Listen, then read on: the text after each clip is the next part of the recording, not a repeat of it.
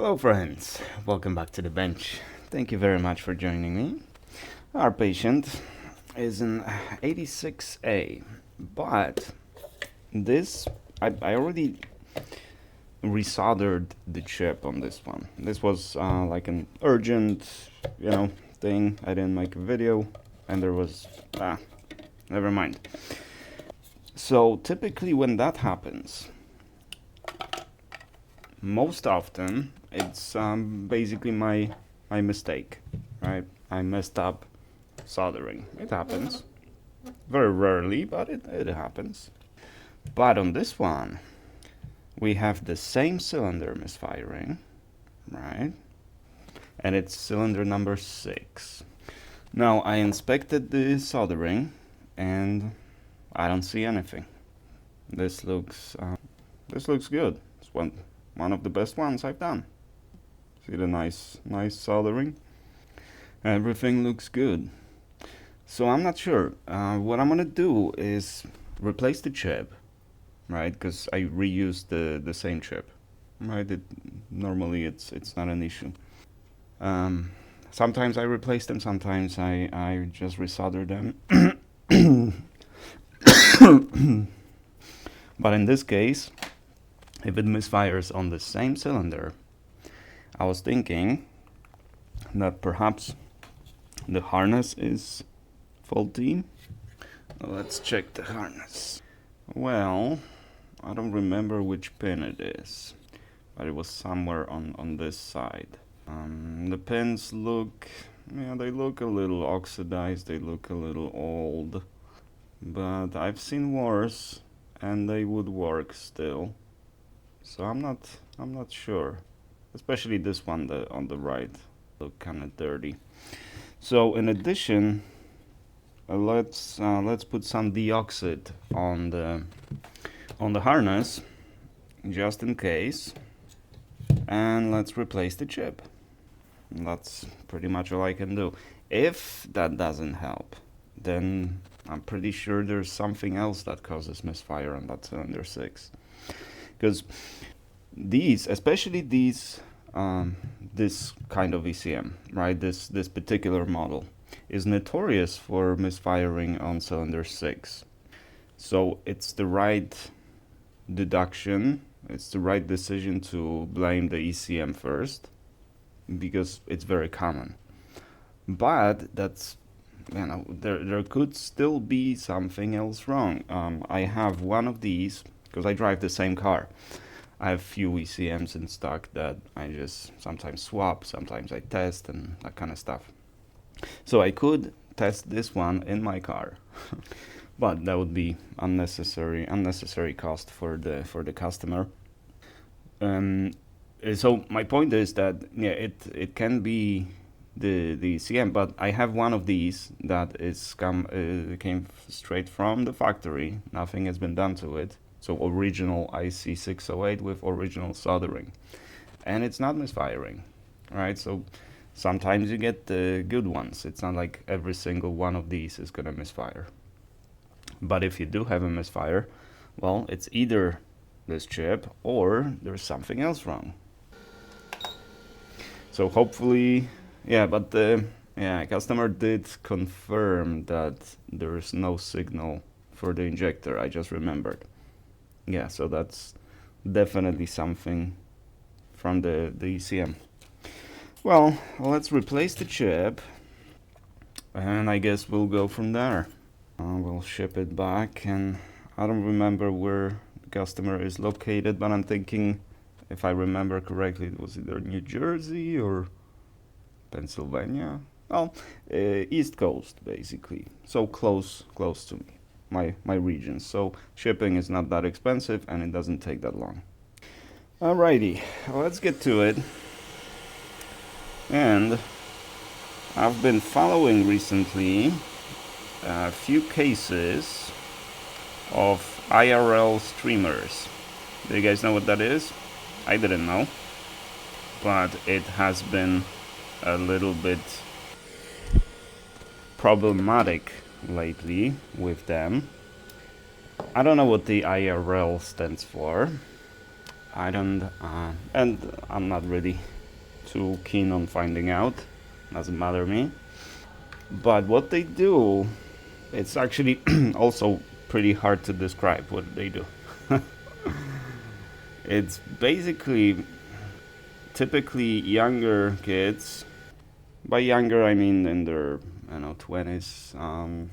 And we have one example of the guy in his mid 30s, which is particularly embarrassing in my view, because you get a pass from me on a lot of stuff if you're in your 20s, especially in your early 20s. You're still learning to be an adult. But if you're in your 30s, you kind of lose that benefit, in my view, right? So what they do, it's hard to describe. It's basically people with no real skills, or at least they don't stream their skills. They don't share their opinions. They don't really do anything productive. What they do, they just go around the world pretty much, and they harass people. In many cases, they take advantage of the cultures, especially Asian cultures, that are not used to something like that, and the majority of them don't really know how to react to that. Like literally, guy just stealing a policeman's hat or security guard's motorcycle, that kind of stuff, right? And you can see that they're shocked because they've never seen anything like that before. Who in their right mind would act like this? So maybe their first assumption is that they are mentally unwell, and instead of being, prosecuted or whatever, they need mental help. Maybe, but basically for that reason they can just keep pushing the line, and until until there's the end of the line and the government says that's enough and we're gonna punish you. So one such example, I have three.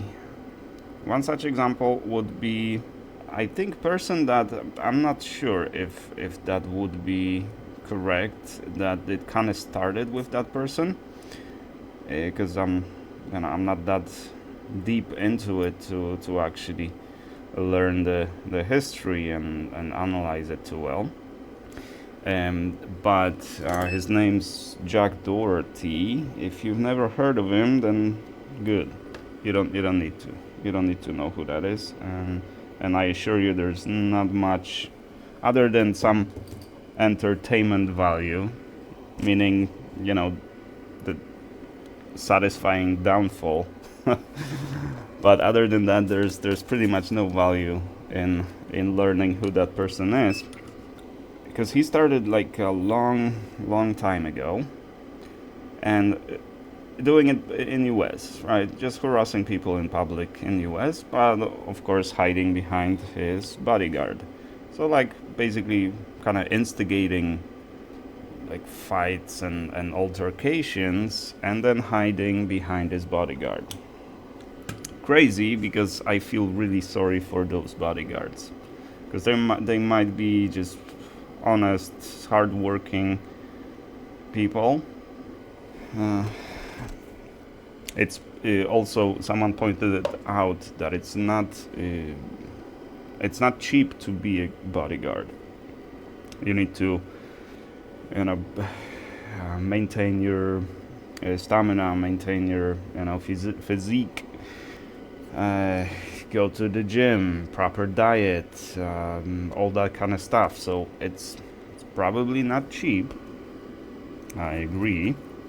And then once Jack is broke, and he's pretty much broke now, we'll get to that, then those bodyguards, they need to find another job. And then it's kind of hard to find another job if your resume lists Jack Doherty, that has been your previous employer. I know some people might have a problem with that. And you would think to yourself that, hey, if you're a self-respecting, bodyguard, professional, um, you're not gonna work for Jack, right? But I hear Jack would pay well, and job is the job. Be thankful you have one, especially in this economy, especially such a niche job like a bodyguard, right? So I wouldn't be too harsh on the bodyguards. They just do what they gotta do.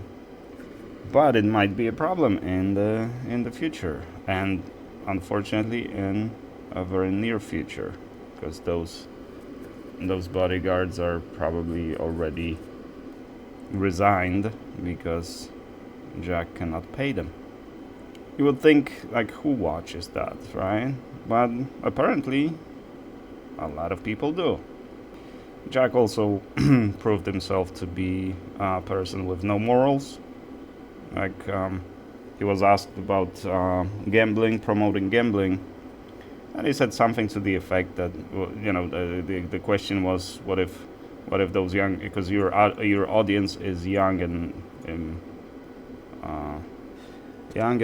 what's the word? They're young, right? They're kids basically. So they mimic stuff. What they see, they do. They repeat, right? So what if you get those kids hooked up on gambling? His response was, well, as long as they use my affiliate link, I don't care. So, but again, he's like, what is 20, 21, something like that. So he's a kid. And it's been, the reason I think it may have started with him is because he's been on it for years, right? You can find his earliest videos where he's an actual child and going trick-or-treating, and but again, no skills, nothing that would make him a celebrity, right? Nothing impressive about him at the moment, or until recently. The only thing that was interesting about him was that he's got a lot of money. That money he acquired by basically taking a cut from the OnlyFans models, right? So basically, as a pimp, that's how he makes a good chunk of, or used to make a good chunk of his money. Then he had because he was streaming on Kick. I honestly don't really know what that is. I assume it's like Twitch. It's just basically streaming platform, but with like lower requirements, right? Lower standards, because a lot of those people, those weirdos, IRL streamers, they stream on Kick. So I assume it's just they're lenient on the content. But I don't remember what he did exactly to get banned on Kick. I think it was when he crashed his McLaren or whatever, his supercar, right? And entirely for pretty much no reason. He was driving really fast in the rain and like passing the other motorist on the road, and obviously he created a dangerous situation. People could have lost their lives, but that doesn't even register to him that this could have been like really, really horrible ending to that. That should have been his wake-up call. Because if people died in that accident, then he would be charged with vehicular homicide. He can get 15 years in prison easy for that, and even more. So I don't think he appreciates that how lucky he was that no one got hurt in that. Instead, he was just crying about his McLaren. Was it McLaren or I don't know, some stupid luxury, overpriced car, completely impractical. Because probably insurance alone is a big expense on it, and uh, and maintenance is probably ridiculous. So it's like it's really the definition of horrible purchase. Stupid, horrible purchase.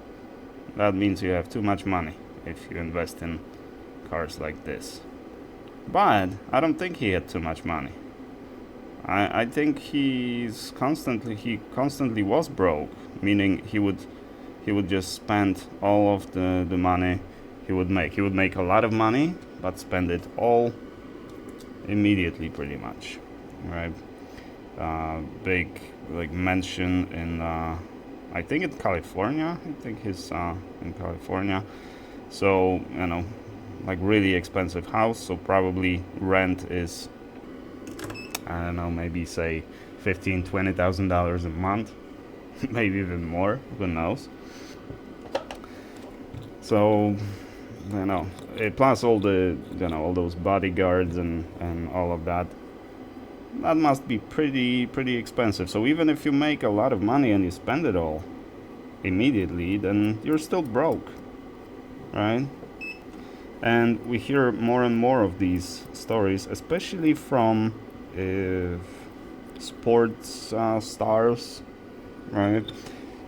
That is the most horrible story. So basically, if you're into sports and you're not, what's his name, that football player that's been around for like a really long time, but typically you get a really good run for say 2, maybe 4 years, and you are on top of the world, right? You make a lot of money, and then you age out of the sport just after a few years. And if you didn't take care of the finances, if you weren't smart about your money, you didn't save up, you just spend it all, then a lot of them, it's actually really common, a lot of them just go broke. Even if they sell all their assets and stuff, they still owe money, because most of those assets were pretty much borrowed, right? Because you get a good line of credit for sure. If you're an NFL star, the banks will give you a lot of money. Well, lend you a lot of money that you have to pay interest on. So they not only go broke, but they drown in debt afterwards, right? And it's especially horrible in my view, because it's like we build them up, right?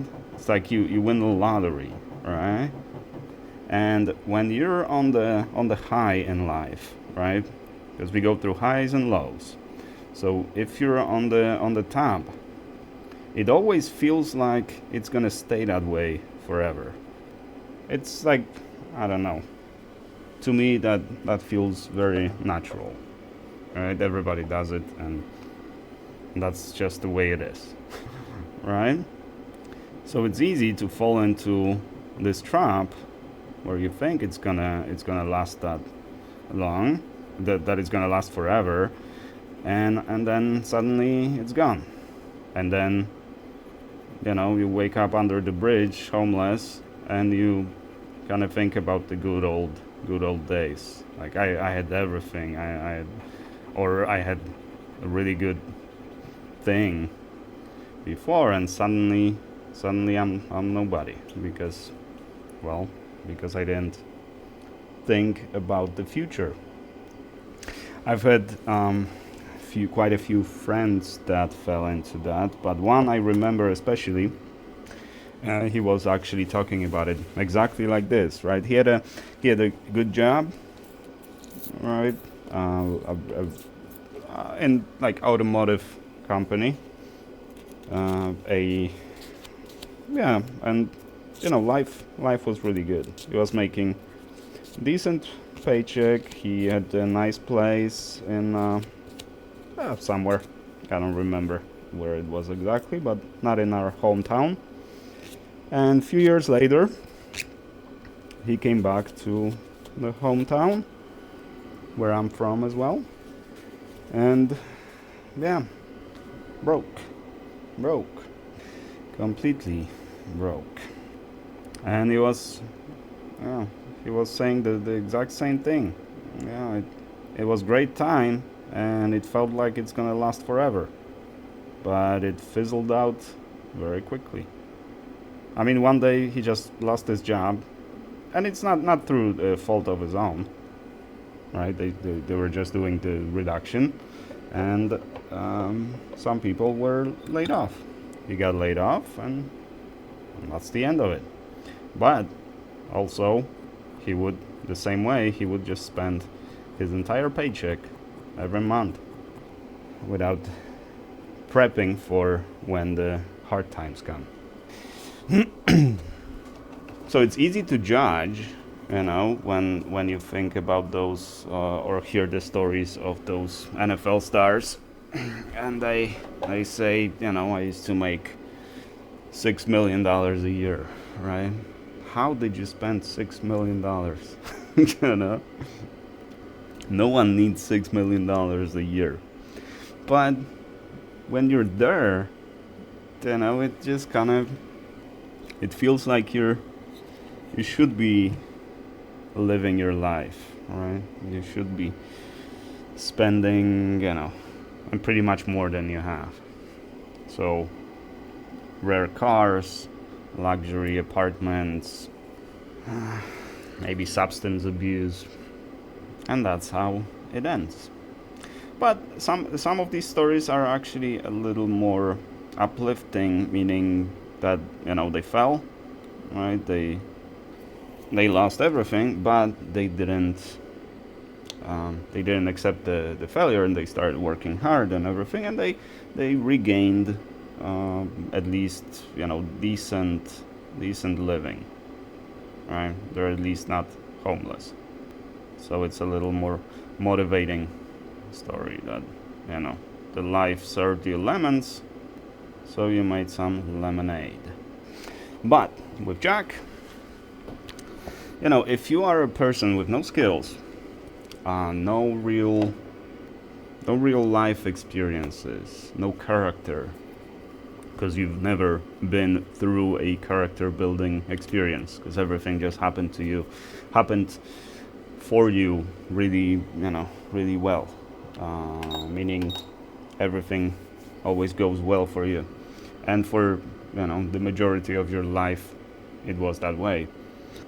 Then when you wake up one day and you lose all that, it's got to be a horrifying experience, a horrifying thought, but what are you gonna do? So I'm curious what Jack is going to do, because his lady left him, and I don't understand why he is surprised. He's neither interesting, he's not smart, he's not particularly good looking. I mean, hard for me to judge, but maybe he's not ugly, but he's not particularly good looking, handsome. And his lady his ex-lady is a beautiful young lady, and she does the OnlyFans, and it turns out that was the majority of the money he was making through his girlfriend. He was basically pimping out his girlfriend, and is surprised that she left him when he lost his money, right? His money and his status. But this is, he was convinced that this would last, and he's somehow special, and that his lady, that is a sex worker essentially, is with him because he's such a great... Thank you. So he's about to find out what it means to be an actual adult, when things go really wrong, and you have to pick yourself up by your bootstraps, and you have to move forward. And that's what makes the man. That's what builds your character. And in all honesty, people go through a lot worse experiences, and they survive. So I don't feel sorry for him. Especially that he's a, based on his, let's call it, work, it's very hard to root for him. It's very hard to like him. It's very hard to support him. It's a lot easier to just find this fall very satisfying. You don't want to be a guy that if you trip, if you're having a hard time, people around you cheer. That's a horrible existence. But that's what he made. That's what he created. So do I feel sorry for him? No, not really. Not really. I don't find it too satisfying, his downfall, because I'm still convinced that he's a kid. He's a 20-year-old, 21-year-old, I don't know, maybe 22 now, and he's gonna have to learn. It's not gonna be easy, but when stuff like that happens, you either become an adult or you just whine that everything bad happens to you. So far, he's saying that everything bad happens to him, and it's his girlfriend's fault. I mean, by fault, I mean if that is indeed the case, that the majority of his money came from her accounts and stuff, and she took it all. He said something like he lost 90% of his income or something like that. With expenses that he's got, it's a big hit. So he can go homeless in a matter of a month. And I don't think he is financially literate enough to actually, resolve this situation. To just kind of come on top in this situation. So I think he will go broke unless someone bails him out. I think he's got a wealthy family, so maybe he'll be okay living with mom and dad at the age of 20-something, after living in the mansion and driving supercars. He's gonna have to move in with his parents. That's a big slap in the face, but be glad you have that option. I don't have that option. If I mess up, I have no one to fall back on. So I have to really make smart decisions and always prepare for the worst, because there's no safety net for Raf in this life. I am the safety net for others. I'm the safety net for my son. If he messes up, then he'll come back to Papa, and Papa will help him out for sure.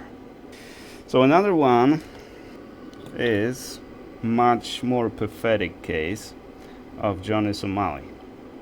Also young gentleman, and I use word gentleman very loosely here.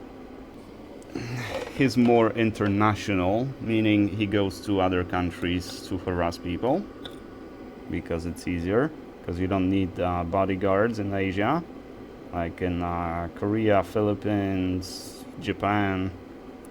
You don't need bodyguards over there because people are not gonna lose their head and start fighting you. They'll just politely walk away and just think to themselves, my God, who is that person? Why would you behave that way?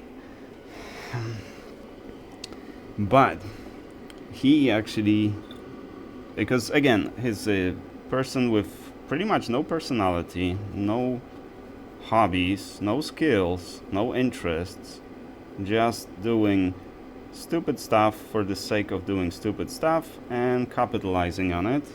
on streaming platforms. Then those streaming platforms tend to ban those people, but they just migrate from one platform to another platform and use other people's accounts or that kind of stuff. I'm not sure how that works exactly, but Johnny Somali has been pretty much banned on everything. Everything was going well for him until, because he went to Japan and he was harassing people there, and I think some other countries too. And finally he landed in South Korea, being particularly obnoxious over there, like really horribly obnoxious, very disrespectful to their culture. He now he downplays it, right, saying that he spilled a cup of noodles and he had a fish. That's how he presents the case, but that's not accurate. Not accurate at all. He was very rudely harassing people, disrespecting memorials. There is a I guess statue of the woman sitting on the bench, and that is to commemorate or to just kind of remember what Korean ladies went through during Second World War and Japan invasion, basically. Well, Japan, the Imperial Army, right? They were the most ruthless. Even Germans, even SS or Gestapo was not as ruthless as Imperial Army. And there is a lot of reasons for that. The way they were trained and abused, the soldiers. This pin is not soldered on. And he disrespected that statue. Horrible thing to do, just like purely, it's not even for any comedic value or any, it's just being, what can I do to be as disrespectful and obnoxious as I can? Basically, race to the bottom. So now he's facing quite a few years in prison, not only for those acts, but also for some really not okay things that allegedly. So we'll see what that's gonna be, but looks like the Korean government was just fed up with that, and they're gonna give him a good punishment, and hopefully he'll learn his lesson. And also, hopefully, this is also going to be a deterrent for other people to follow in his footsteps. It's gonna send a message to everyone who's thinking of doing something like that, and not even doing what he did, but basically, if you have an idea of being a streamer, to be as obnoxious as you can and harass people and take advantage of other cultures that are not as aggressive as other cultures. We'll see. But unfortunately, that's not the end of our list. There's one more person on that list, and that is a Russian American, Vitaly, something like that. And he's also like a former sports star or whatever. He had, as far as I know, he had or has a big following on YouTube. So basically, the guy has been set up for success, in my view, by fate, by life, and he threw it all away by going to Philippines and harassing people there. And Filipino government was not pleased with that, and now he's facing, I don't remember, like 20 years, 24 years, something like that. Basically, it's a long prison sentence. And I don't know from experience, obviously, but from what I know, Filipino prison is not a place you want to go. Alright. And you would want to say that, well, that's the youth today, right? But the guy is in his mid-30s or even late 30s. He's a grown man. If anything, I would suspect a mental illness or something like that. Not a... I wouldn't blame the youth here, because there's no more youth here. You know, as much as I can give you a pass on, you know, early in your life, the mid-30s, no, that's time to grow up. I was also pretty late to the party of growing up. I remember this day too, this day, to this day, right? I was dating I was 28, I think, something like that. And I was dating this nice lady.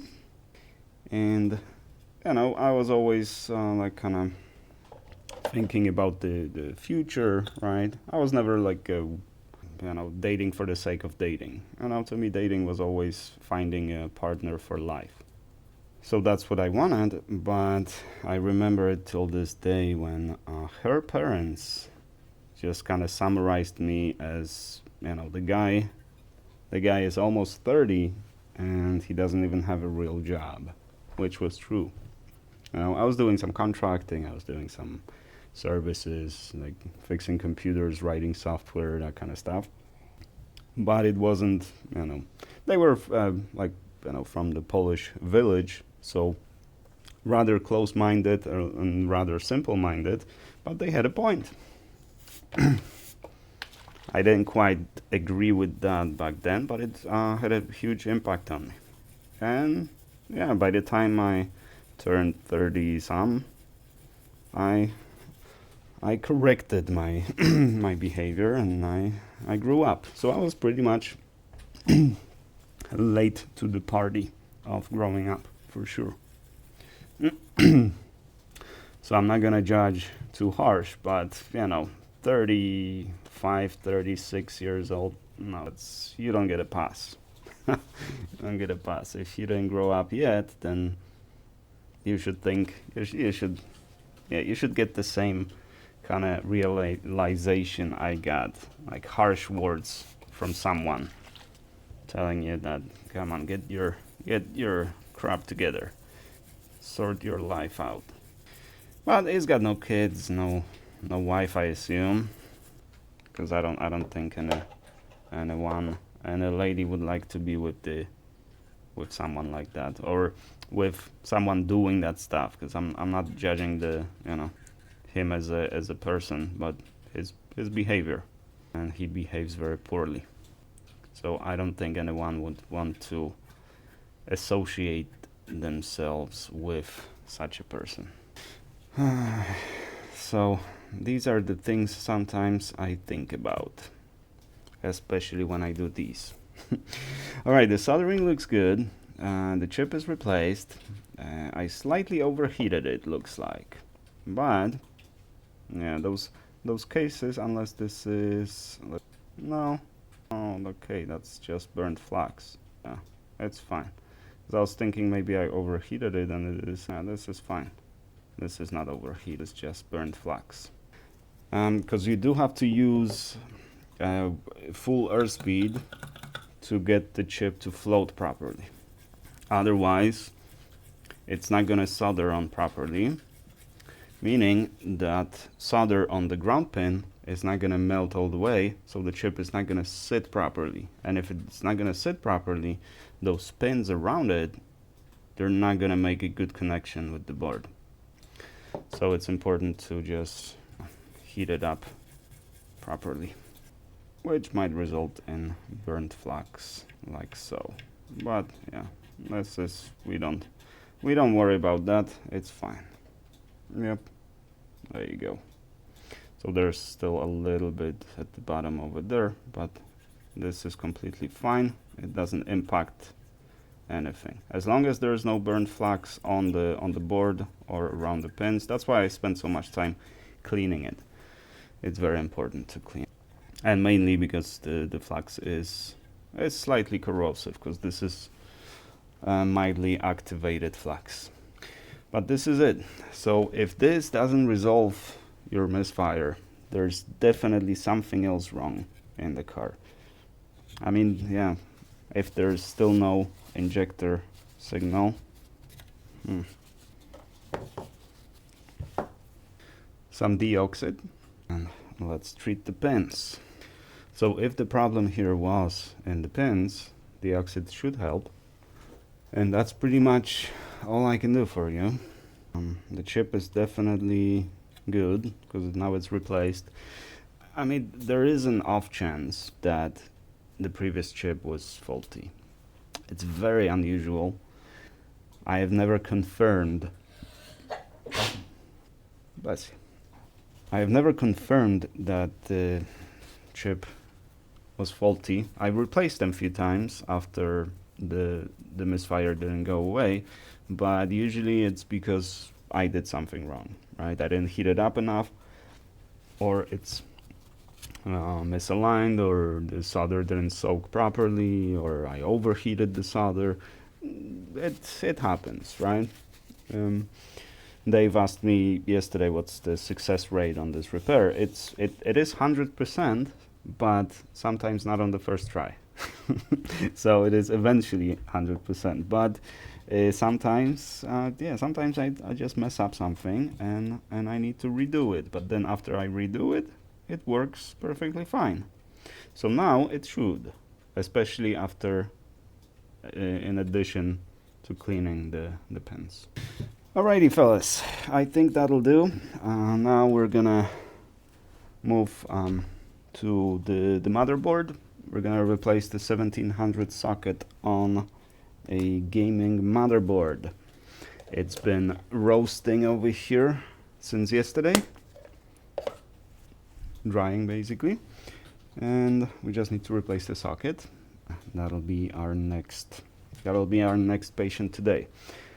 For a while, maybe not, hopefully not a long while, but I have to do 2 repairs a day to just kind of catch up, because the shop is starting to get a little busier, or at least it's just this period where like all the devices just kind of come at the same time, and I don't want to keep them for too long, so I need to pick up the pace and do 2 repairs a day, which I hope you won't mind. Thank you fellas very much for watching. I do appreciate you, and I shall see you in the next one.